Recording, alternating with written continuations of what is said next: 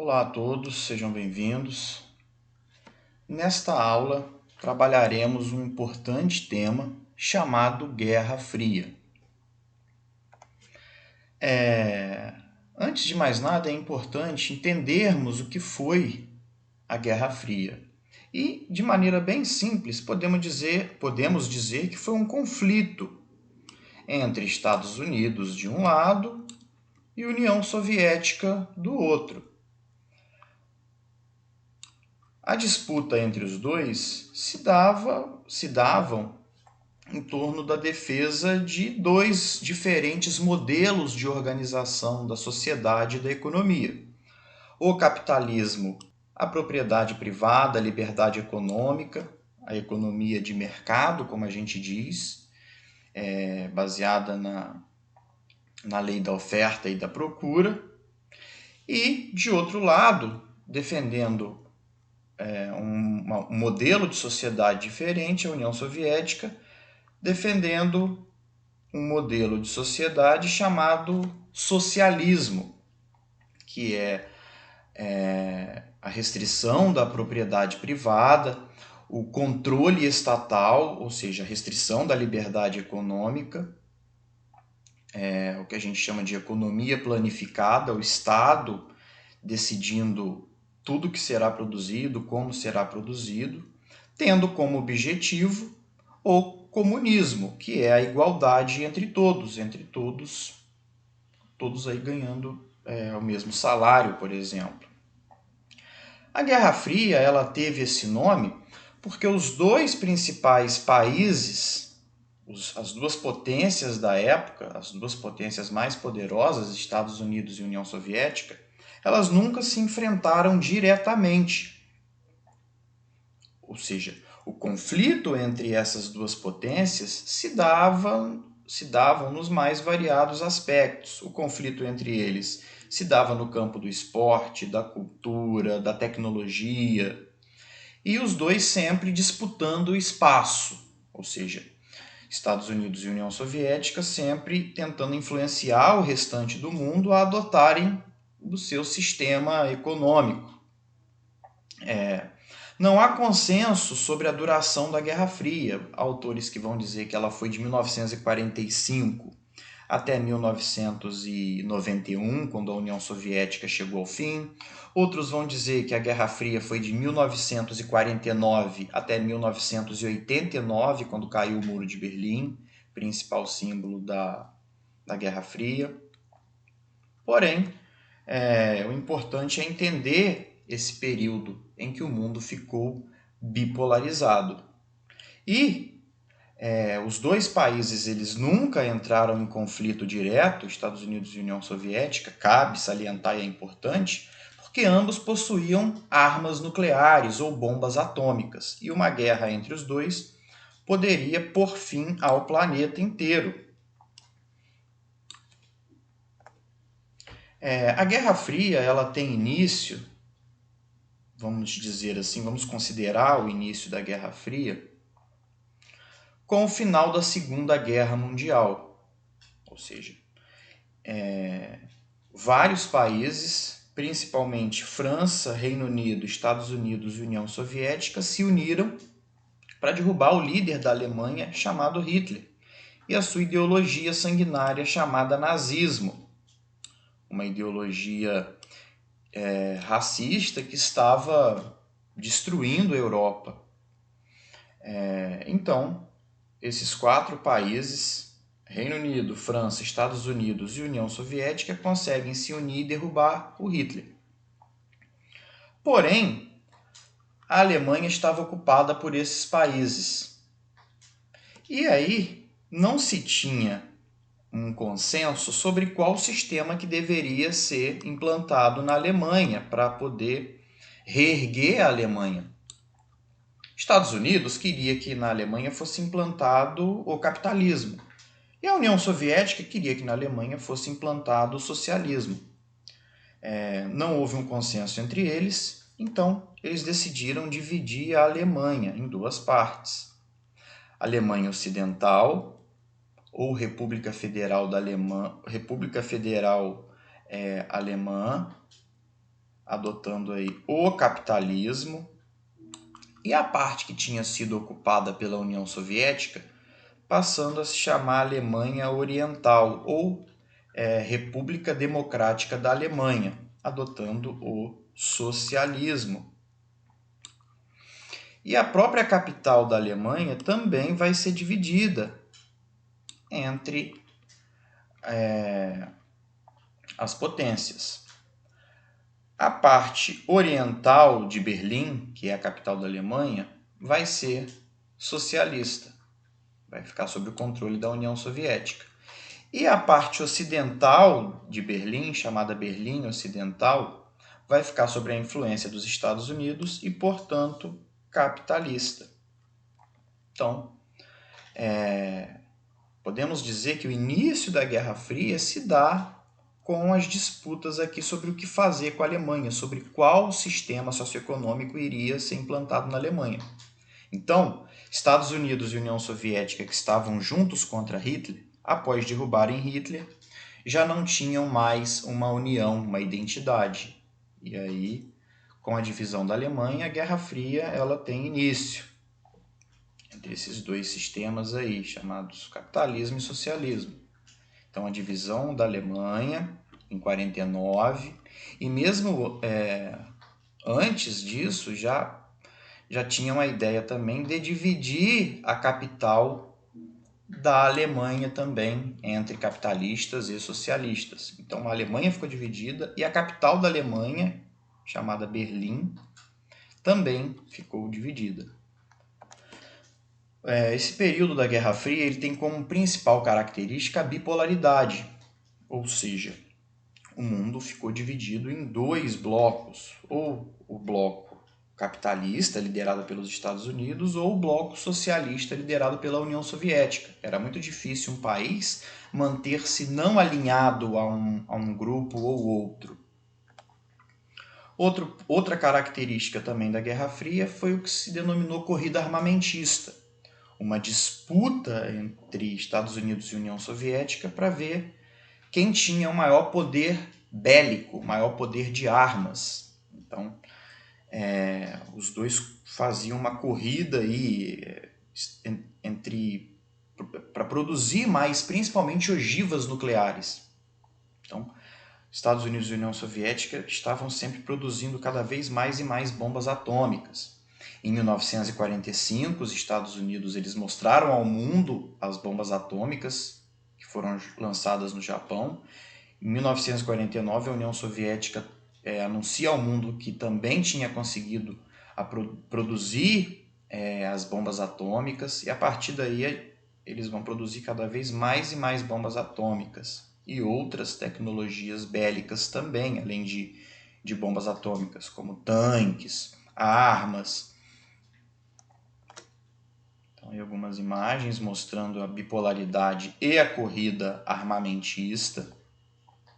Outro ponto também, outra característica da Guerra Fria vai ser a corrida aeroespacial, Estados Unidos e União Soviética disputando a superioridade na tecnologia espacial. Em 56, a União Soviética cria o Programa Espacial Soviético, em 57 já envia uma cadela chamada Cadela Laika ao espaço. Os Estados Unidos criam a NASA, enviam um homem à Lua.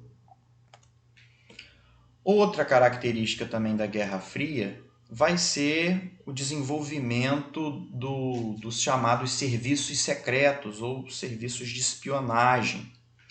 Em 1947 é criada a CIA, que é o Serviço Secreto ou Espionagem dos Estados Unidos. Em 54, a União Soviética também ela vai criar a sua agência de serviço secreto e espionagem para espionar outros países, que é chamado de KGB.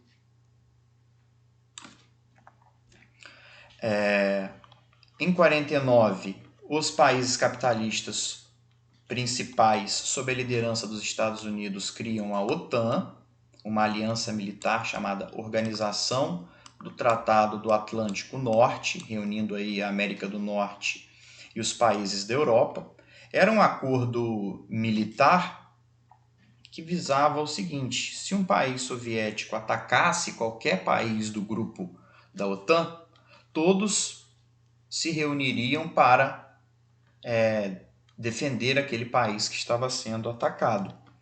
E a União Soviética também ela vai criar a sua aliança militar, chamada Pacto de Varsóvia, em 1955.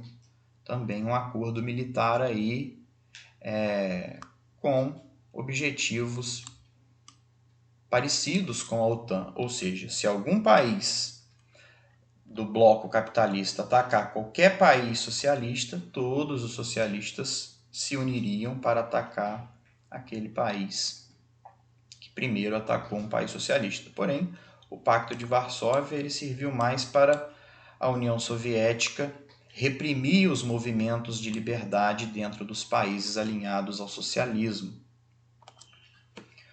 Outra característica também importante na disputa entre Estados Unidos e União Soviética. Em 1948, os Estados Unidos eles dão início ao Plano Marshall, que era um plano de ajuda financeira aos países europeus destruídos pela guerra. Era uma forma de manter os países no sistema capitalista. E a União Soviética, ela também vai criar, um ano depois, o seu programa também de ajuda mútua financeira para os países socialistas. Ele vai ser o chamado Comecon. Então, a disputa entre eles era muito intensa em todos os campos. Os Estados Unidos criava uma agência de serviço secreto, a União Soviética criava uma agência de serviço secreto. Os Estados Unidos criavam uma aliança militar para os países capitalistas, a União Soviética fazia a mesma coisa. Os Estados Unidos criou um plano de ajuda econômica para os países capitalistas, a União Soviética também vai fazer o mesmo. Outro ponto importante dentro da Guerra Fria vai ser o que o Churchill, um importante líder do Reino Unido, chamou de cortina de ferro. Cortina de ferro foi o apelido dado à situação em que ficou a Europa, em que os países capitalistas não tinham contato, seja comercial, seja financeiro, entre os países socialistas. E aí o Churchill vai dizer que foi criada uma cortina de ferro, em que o lado capitalista não mantinha contato com o lado socialista, principalmente por conta da intransigência soviética, que não autorizava os países a manterem contato com o lado capitalista da Europa. Em 61 é criado o chamado Muro de Berlim, criado ali pelos soviéticos. E o que era o Muro de Berlim? É o seguinte: como vimos no início, a capital da Alemanha, chamada Berlim, ela foi dividida em duas: Berlim Ocidental, capitalista, e Berlim Oriental, adotando o socialismo. A capital da Alemanha ela estava toda dentro da Alemanha Oriental, da Alemanha socialista. Então, com o próprio passar do tempo, a Berlim Ocidental capitalista já oferecia condições de vida melhor para os trabalhadores. Então, o que começou a acontecer? As pessoas dentro da Alemanha socialista começaram a migrar para Berlim capitalista, de todos os lados. As pessoas daqui começavam a vir para cá. E aí o que o líder da União Soviética fez? Ele vai fazer um muro aqui para que as pessoas do lado socialista não entrassem em Berlim capitalista. O líder soviético que teve essa ideia foi o chamado Nikita Khrushchev, da União Soviética. E o Muro de Berlim ele é o símbolo principal da Guerra Fria. Um muro separando uma cidade em duas. Uma parte da cidade capitalista e outra parte da cidade socialista. Em 62 temos a crise dos mísseis, que foi um período tenso. Cuba faz a Revolução Socialista, os Estados Unidos ameaçam invadir Cuba, a União Soviética implanta mísseis em Cuba apontados para os Estados Unidos. Foi o momento que o mundo chegou mais próximo de ter uma guerra nuclear. Temos também dentro da Guerra Fria, períodos bastante tensos e turbulentos. Temos a Guerra da Coreia, que vai de 1950 a 1953, que foi o seguinte: a Coreia estava ocupada pelo Japão.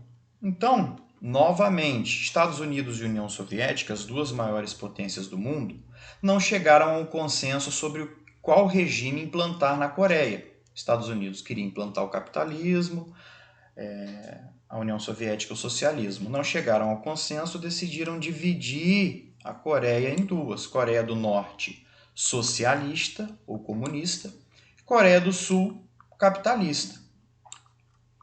Porém, os norte-coreanos eles invadem a Coreia do Sul para tentar implantar o comunismo ou socialismo em toda a Coreia. O conflito tem início, muitas mortes. Ao final, a Coreia continua dividida. Coreia do Norte socialista, Coreia do Sul capitalista. Até hoje, as relações entre as Coreias são bastante tensas. Recentemente, no governo Trump, é que as relações da Coreia do Norte melhoraram com os Estados Unidos, porque os Estados Unidos apoiava a Coreia do Sul, que era capitalista. E a União Soviética apoiou a invasão da Coreia do Norte, apoiou a Coreia do Norte na sua invasão à Coreia do Sul. No final, a Coreia continua dividida, e até hoje a Coreia do Norte ela é socialista e a Coreia do Sul é capitalista, sendo a Coreia do Sul um desenvolvimento econômico e social milhões de vezes maior do que a Coreia do Norte. Outra guerra também, dentro do período da Guerra Fria, é a chamada Guerra do Vietnã, que foi o seguinte: o Vietnã pertencia à França. O Vietnã do Norte vai apoiado pela União Soviética, consegue se libertar do domínio francês. Então, o Vietnã do Norte adota o socialismo. E o Vietnã do Sul fica ainda sob o domínio da França, porém consegue a sua independência e adota o capitalismo. Novamente, o Vietnã do Norte ele invade o Vietnã do Sul para poder implantar o socialismo e unificar o país. Há uma guerra, os Estados Unidos ajudando o Vietnã do Sul, a União Soviética e a China ajudando o Vietnã do Norte. E no fim, os vietnamitas do Norte, chamados Vietcongs, comunistas, eles conseguem vencer a guerra e o Vietnã é unificado sob o sistema socialista ou comunista. Outra guerra também dentro da Guerra Fria é a Guerra do Afeganistão, em que a União Soviética ela invade esse país aqui chamado Afeganistão, porque o Afeganistão estava sendo governado por um líder que não agradava os soviéticos. Os soviéticos invadem o Afeganistão, interferindo na política afegã, querendo um líder ali que fosse comunista, fosse socialista. A guerra se estende, principalmente a resistência de grande parte do povo afegão, que era muçulmano, contrário ao ateísmo, contrário aos valores ateístas de grande parte dos soviéticos. E a guerra do Afeganistão ela tem desdobramentos que vão até os dias de hoje. Em 1989, a União Soviética retira suas tropas do Afeganistão, mostrando aí a sua derrota. O mundo, durante a Guerra Fria, ele ficou dividido em primeiro mundo, países capitalistas ricos, segundo mundo, países socialistas e terceiro mundo, países capitalistas pobres ou não alinhados. Então, de azul aqui o primeiro mundo, os países capitalistas ricos. Em vermelho, o segundo mundo, que são os países socialistas. E em verde, o terceiro mundo, os países capitalistas pobres ou não alinhados. Em 89, há a queda do Muro de Berlim. Muitos, inclusive, interpretam a queda do Muro de Berlim como o fim da Guerra Fria. Em 90, a Alemanha, que estava dividida, ela é reunificada, ou seja, volta a ser um país só. o que antes eram dois países volta a ser um só, e capitalista, porque o socialismo já mostrava sinais de crise e decadência. O próprio chanceler, ou primeiro-ministro da Alemanha Ocidental, ele que propõe a reunificação da Alemanha para voltar a ser um país só, que é aceito pelo lado oriental, e a Alemanha, sob festa, se reunifica voltando a ser um país só. Por fim, iremos falar sobre a crise e o fim da União Soviética. A União Soviética ela chega ao seu fim no ano de 1991. Muitos entendem que a Guerra Fria termina quando a União Soviética termina, ou seja, em 1991. Muitos vão entender que a Guerra Fria ainda, até hoje, ela ainda tem alguns resquícios, mas vamos entender a crise e o fim da União Soviética. Aí a gente está vendo uma fila de pessoas na União Soviética para pegar comida. Então, pessoal, existe uma enorme diferença entre tratar as pessoas igualmente e tentar torná-las iguais.